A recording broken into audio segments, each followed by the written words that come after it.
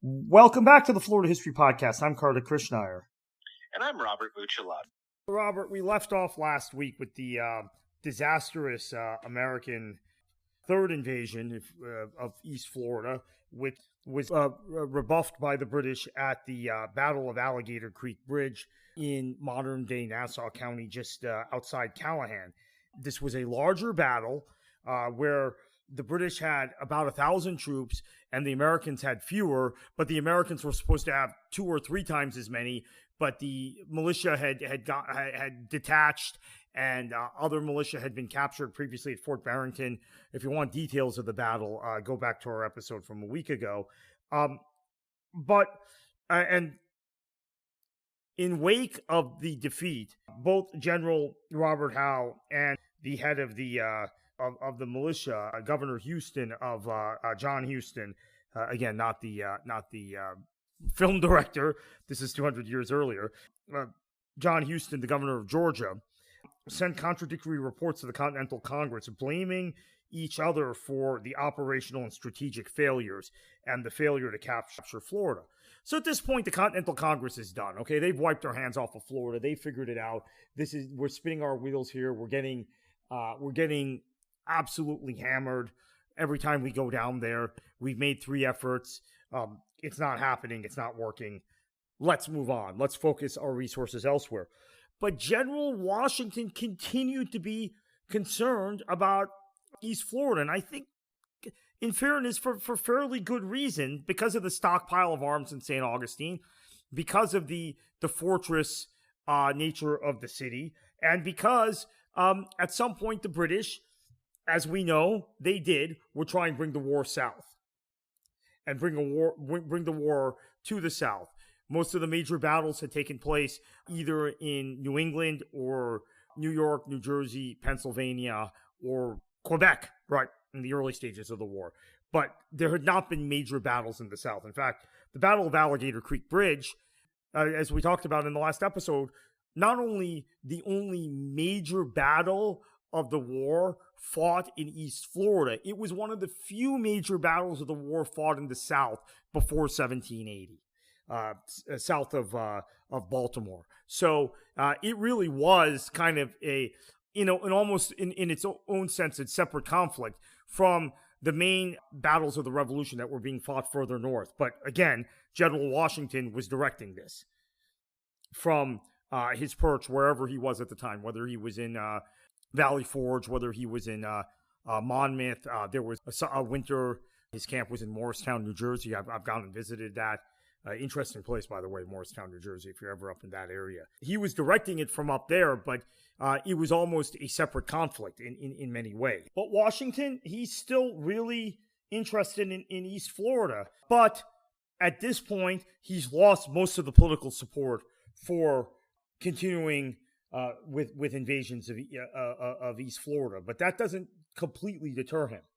So in late 1778 and again in 1780, because of the Culpher Spy Ring, which has now been immortalized by the book Washington Spies, which you can find on Amazon, by the way, I recommend it, and the AMC series Turn, which was aired between like 2014 and 2017 or 2018.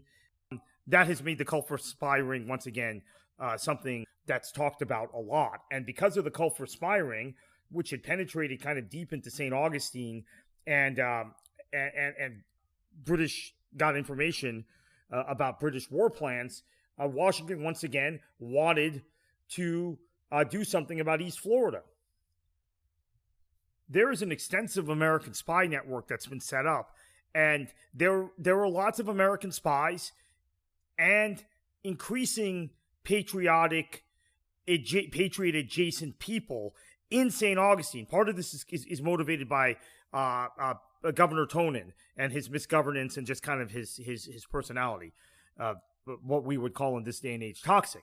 So Washington is encouraged by this, and he's like, let's go, let's do this again. So, Robert, Washington draws up massive plans again for a much bigger invasion of East Florida than even the 1778 invasion, which ended in the debacle at Alligator Creek Bridge. So we're talking several thousand American troops He feels like the British are going to launch offensive operations from East Florida into the South, which he is correct about, by the way. That's why the war shifted south. Part of the reason the war shifted south, and obviously the conclusive battle of the American Revolution was fought in Yorktown, which was in Virginia, an area that had seen relatively little fighting between 1775 and 1780.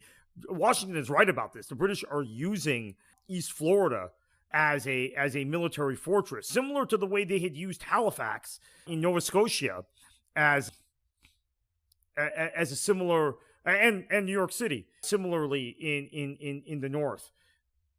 So anyway, Robert, this is a very, very interesting phase of the war, because the Continental Congress has no desire to fund Washington's war plans, even though he's continuing to be obsessed with St. Augustine in East Florida. I was just going to say, one of the reasons why, and people forget this, one of the reasons why Washington was so insistent to try and put a stake in Florida was because nobody was really sure how well the peace talks were going to go in Paris. Right. Nobody was really sure how much land we were actually going to get in this new country. So there was really a feeling that, well, we got to conquer as much of this as we can while we can. And so it might seem kind of silly to somebody to just, especially now, to just think, why do they keep trying to go into Florida? But the real reason was, we were hearing reports that, old man Ben Franklin was getting really old, that John Adams wasn't getting along with the French, that John Jay wasn't getting along with the British, so there was really no telling what we were going to get. And then, to add insult to injury, two of the people that were in the peace delegation for the English owned property in Florida. So there was a feeling from Washington where he's like, well, if we're going to take Florida, we got to take it. So that was one of the reasons. Yeah, there were lots of members of parliament that owned property in Florida, which was part of the reason why the British were so insistent on trying to protect it. Now, as we've talked about already, we kind of went out of order here in terms of this series, but the Spanish did the job, and it reduced Florida to kind of a sort of a rump colony of St. Augustine. But the British continued to hold St. Augustine until 1784, and the population of St. Augustine swelled between the loss at Yorktown and the Paris Peace Treaty. We talk about this extensively in our book, how St. Augustine then became kind of what Charleston and Savannah had been. It had a newspaper, it had culture, they were getting the newspapers also from London and all this kind of Anglo stuff. They had a provincial council, and it was the intent of the British to hang on to East Florida in the peace talks. It was the intent of the British to keep this colony that, as I said earlier, all these members of parliament had land here in East Florida. I say here in East Florida, right? I mean, obviously, we're 250 years later. But ultimately, Florida had to be traded away because the British needed to keep their possessions in the Caribbean. They wanted to ensure the Americans didn't get Florida.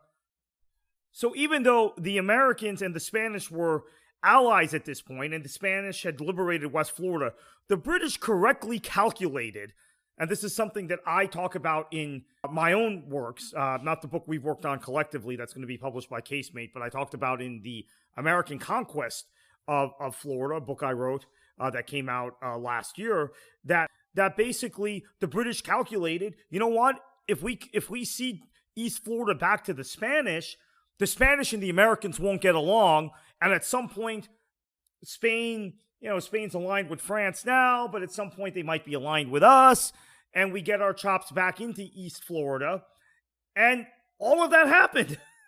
I mean, part of much of that book, The American Conquest of Florida, is about conflicts between the British and the Americans. Even though Florida was controlled by the Spanish, Spain politics constantly shifted in the European continent.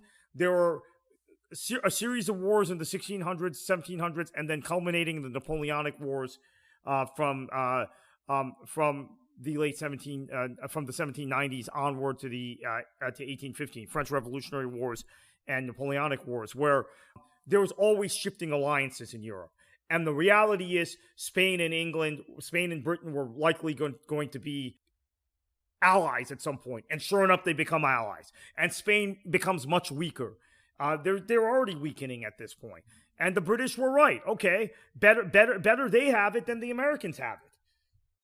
So just to wrap up this kind of series within a series on George Washington and Florida, Robert, it seems impractical in hindsight that Washington was so obsessed with Florida, but the reality is that you didn't know when the peace treaty was going to be drawn. You wanted to hold territory. You wanted to have territory. You wanted to create as many fires for the British as possible. That's why Quebec was invaded. That's why there was fighting in the Caribbean. That's why American vessels struck British ships in the North Atlantic. Florida was just another front in Washington's mind, and a heavily fortified one, and one that was, quite frankly, closer to home than a lot of those other places. So just in defense of General Washington, maybe doing my duty as an American, crazy as it sounds that the Americans had planned 4 or 5 different invasions of East Florida, I think there was a certain logic to it. Granted, Robert, we know they never got as far as Duval County, modern Duval County. We know that they took Amelia Island at one point. They captured some territory in what is now Nassau County and had to abandon it quickly on multiple occasions. But yeah. Which nobody should feel bad, because I know many people that start in South Georgia and they never make it past downtown Jacksonville. So that's a common occurrence. So it happens. Yeah, but the fact is they had grandiose plans. And he maintained this obsession with East Florida throughout the war. And it feels like what the Spanish did with Galvez was almost what the Spanish wanted to do, not necessarily what the Americans asked them to do. And that was more successful. Absolutely. I mean, it definitely was a situation where Spain was looking, their motive was looking to humiliate the British and recapture what they lost. And that was, the objective of the Americans was, I wouldn't even say it was a secondary goal. It was a third or a fourth goal at the end of the day for the Spanish. Right. They really were the winners of the conflict more than anything else. Yep, Robert, now that we've redeemed General Washington's reputation somewhat here, we will be back next week with another new edition of the Florida History Podcast. We're going to wrap up our Revolution series in the next few weeks and move on to something maybe more contemporary, something more 20th century. We'll be back next week.